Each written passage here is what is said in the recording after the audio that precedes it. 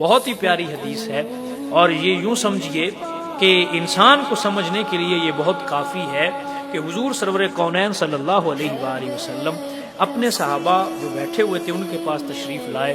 حضور نے فرمایا کیا تم مومن ہو؟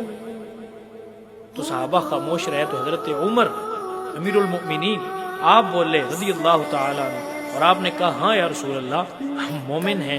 تو آپ نے فرمایا بتاؤ پھر تمہاری نشانی کیا ہے؟ تو کہا ہم آزمائش کے وقت صبر کرتے ہیں اور اللہ کے فیصلے پہ راضی ہوتے ہیں. تو نبی پاک صلی اللہ علیہ وآلہ وسلم نے ارشاد فرمایا اللہ کی قسم تم سچے مومن. تو پتہ چلا یہ جو صبر کرنا ہوتا ہے یہ سچے مومنین کی علامت ہوتا ہے.